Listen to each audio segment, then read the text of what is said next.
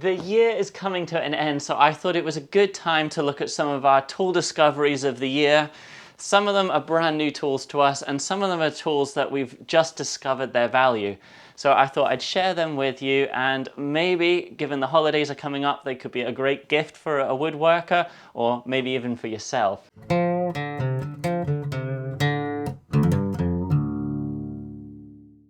So the first tool discovery on the list is the coping saw. Now, I say tool discovery, and I don't mean this tool. This is the coping saw that we've had for years, and it's the coping saw that had me believing that I was rubbish with coping saws.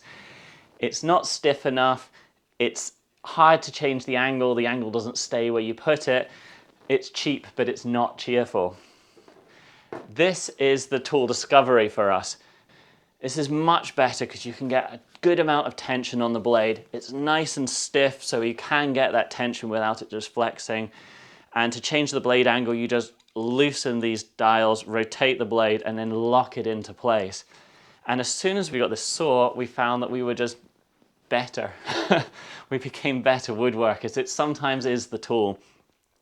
Now, this saw was designed by Katz Moses in collaboration with Hong Dui. Katz Moses maybe did the design, and I think they deserve credit for that, but Hong Dui does the manufacturing. First product in, and I already need to make an update. I found this for sale on AliExpress for ridiculously cheap, but I have now reason to believe that it's not a genuine part, and they might not even send it out, so be very wary of that. Instead, I'd recommend getting it either from Katz Moses' store or Banggood, where it's a little bit cheaper. Well, on the same theme as these saws, let's look at the rest of our saw collection. So this is the first year where I feel that we've really mastered or come close to getting better with hand saws. And these are the saw combination that I found that really helped that out. Now, there's the old-fashioned or traditional British, European saw like this, which is okay for carpentry, but you get quite a rough result, and unless you're hacking through masses of material, then I don't think that's the product. The Japanese pull saw is fantastic. There's a trick to learning to use it, and it's about being loose and light with it. You're just pulling back and doing the cut. You're never applying force. You kind of hold it with a loose grip, and you can get some really good results with that. I found that comboed with this gave me some really good results. This one was just a little bit more accurate for certain cuts. I'm not sure what they're officially called, so I'll place a link to the correct product down below. But that's a really good combo. When you need to be a little bit more accurate, a dovetail saw is fantastic. This has got there's probably official names for all these things. I don't know them. It's got the piece along the top which keeps the saw nice and stiff. It's a finer toothed blade, and you can really get that saw exactly where you want it to be. Ideal for dovetails, but also for lots of other things. And then the final saw is just a flush trim saw, which is good for all kinds of jobs in the workshop. So that combo I found to be really, really good. Next are hand planes. Now, I'll be the first to admit I am not a hand plane expert. If you want to know more about hand planes, there's a video by Matt Estley. I hope that's how you pronounce his name. He's a woodworking pro. He's a genius with this stuff. He's got a whole series on hand planes, how to set them up, which ones to use, and how to use them. For me, I just discovered hand planes this year, really. I've had them in the workshop for years, but never really used them, maybe even a little intimidated by them. But this year, in combination with the next product, I really worked out their value. I really found their value. So I would recommend, if you're like me as a woodworker, you're always going to prefer the power tools when there's that option. It's just, that's the kind of woodworker I am. I'm not going to be a guy who planes down a piece of rough timber with a hand plane. But if you have a number 4, this is not actually a number 4, it's a number 6, but a number 4 looks similar. If you have a number 4 general plane, and more importantly for me, a block plane, these are amazing little guys. They When you have something that's just a little bit proud, you can just plane it off. If you want to put a little chamfer on it, you just put it at an angle, plane it off. It's cleaner, it can be more accurate, a nicer finish. It's just all round better, really.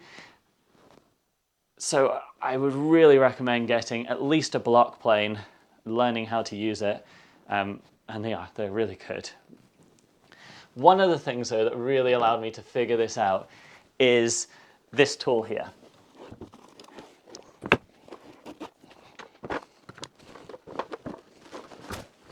Is this Tormek sharpening wheel, what's it called? Water-cooled sharpening wheel, or something like that. This was a real game changer for me because I was finally able to get properly sharp chisels and hand plane blades.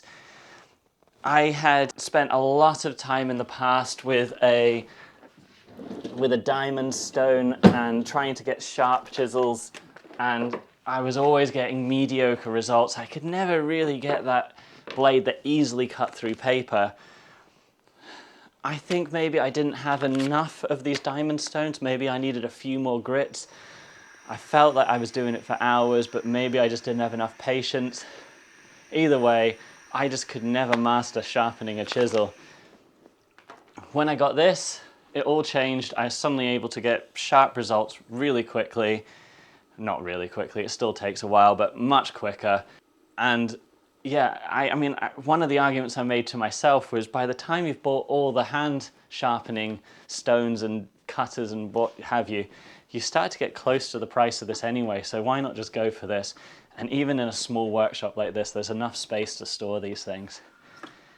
You get really good results. It works on chisels, hand planes, basically everything, even kitchen knives. I've got all these extra accessories. Everything's going to be linked down below if you're wondering. I also made this little 3D printed caddy to hold everything. I've got that on my printables profile for free, so if you want that, you can download that and print it for yourself. But this is a really good tool. Not the cheapest tool, but it really did make a lot of other tools so much more valuable. And it's also upped our chiseling game where you can actually get those results that you see other YouTubers do.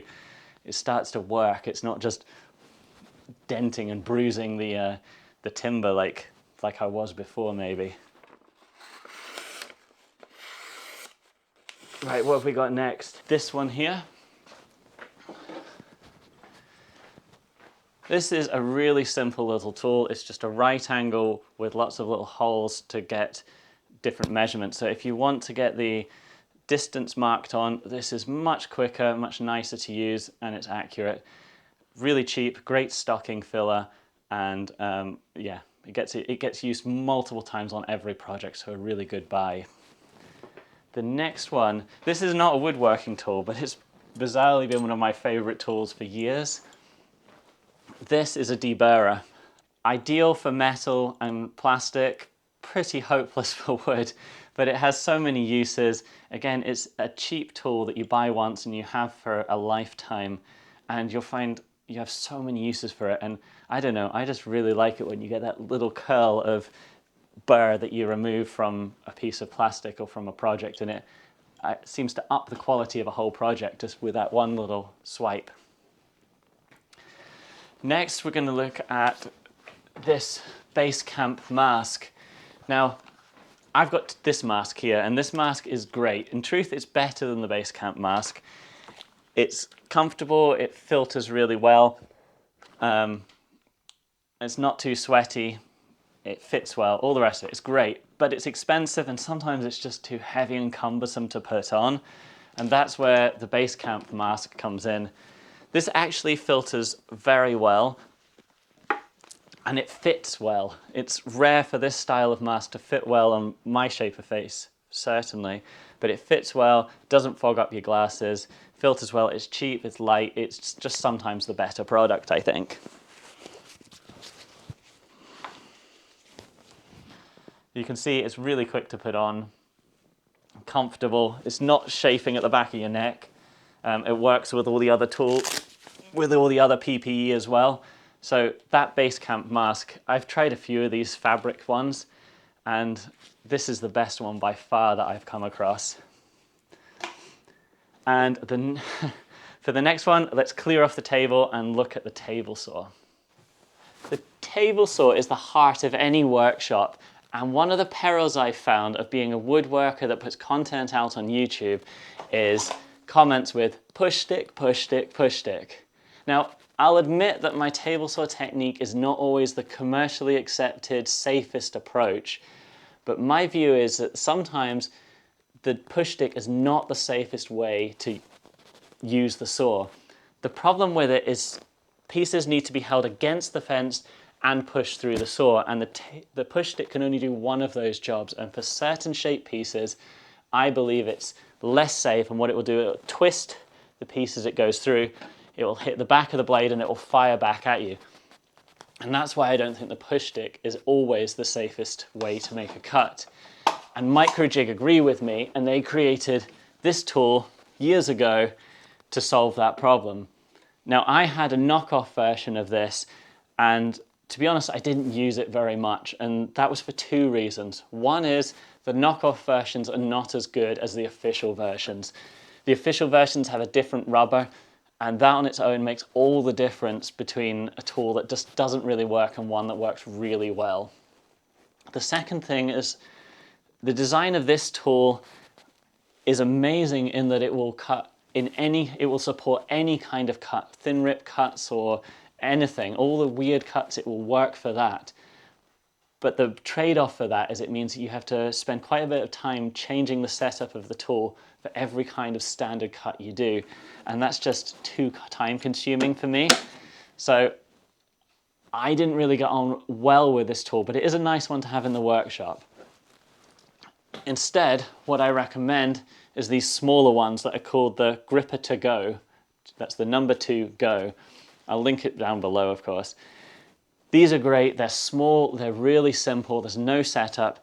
They've got a color-coded chart here, and whatever color that we also get a sticker that you stick onto your fence here. That wherever your guide hits a certain color, if that's yellow, you hold it this way around. If it's orange or blue, say, you hold it this way around, and that ensures that you never touch the blade as you pass the jig through the saw. Really good tool, really safe, and you can also use the same tool over at the jointer / planer, depending on what country you're in. So a really good tool, a really good way to go. On the same safety lines, a featherboard is a really good accessory to have for your saw. You put it in, align it to the piece, tighten it up, and this can be a really good way to increase the safety and the accuracy of your cuts. So it's a good one, it's quite cheap, and it's a good one to have in the workshop. The next tool comes with a bit of a story. In a previous job I worked with a model maker who was very good at what he did, and he would get frustrated at me when I would hold the drill squint and drill my holes. That used to frustrate me, but it also made me really think about how to drill a straight hole, what is a straight hole. And now I can drill a mostly straight hole, and I'm aware that it's almost impossible to drill a perfectly straight hole. Now that I'm aware of that, it really irritates me when I watch other people drilling and they're not drilling a straight hole.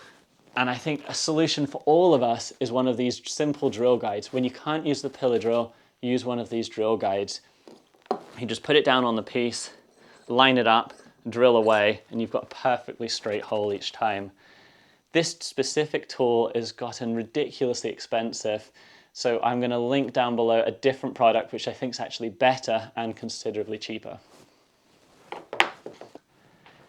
Let's talk about countersink bits. A staple in every workshop, but if you're like me, you'll find that this style of countersink bit to be really not very good at all. They leave very inconsistent holes and even hexagon-shaped holes when you're drilling. This is the revelation and the find of the year. They're designed for metal or plastic, but I found they work equally well with wood. Even soft woods, you get really clean, consistent results. While we're here, let's also have a look at this little accessory.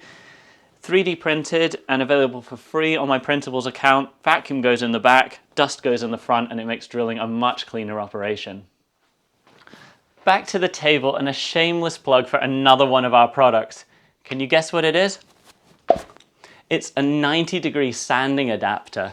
So if you don't have one of these and you're trying to sand the edge of your workpiece, you'll run the sander along it and inevitably you'll wobble a little bit and you'll ruin that nice crisp edge that you spent ages creating.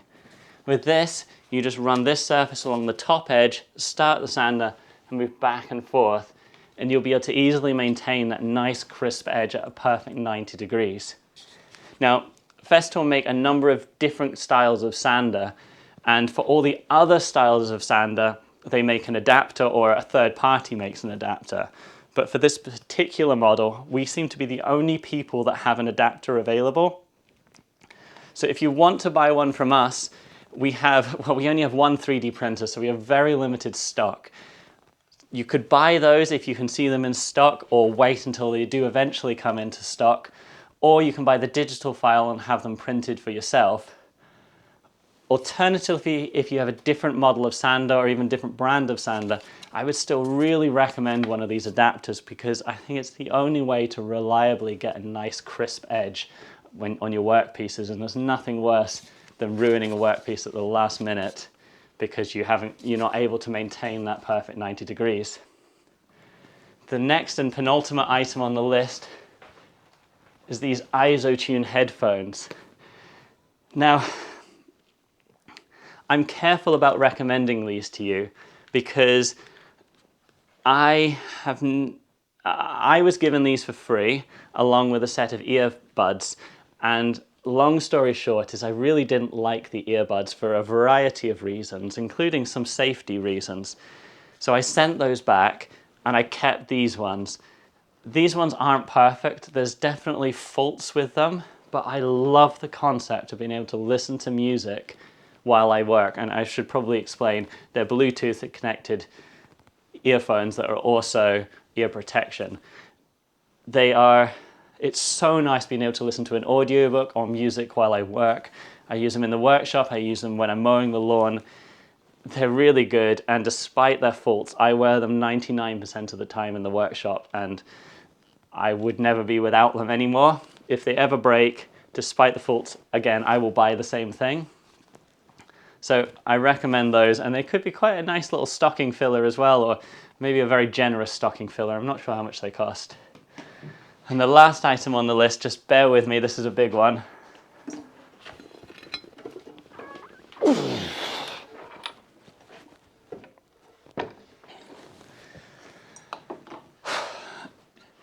It's a bandsaw. And the reason I'm putting this one on my list is because we have a small workshop, we don't have much space, so we can't fit a full-size bandsaw in here. We has to be a benchtop model. But the problem with all the benchtop models that we found was they're either extremely hobby grade or quite hobby grade. None of them seem to have the power or the guidance, the accuracy, or just the ease of use of a professional grade tool. That was until I came across this model here, the Sabre 250. It's the only model that we've been confident in purchasing in the UK where we'd think we'd actually get a professional grade tool. And to be honest, we've had this for a few months now and I absolutely love it. It's so good, it's exactly what I wanted. Yes, I prefer something bigger, but I'll have to wait till I have a bigger workshop. Until then, this one is fantastic and I thoroughly recommend it for a professional grade benchtop bandsaw. And that concludes my tool discoveries for the year. As I've said, all the products are linked down below. If you click those, we might get a commission, so that's great for us and you're supporting the channel. And so I think that's it, and it just leaves me to say cheerio and Merry Christmas.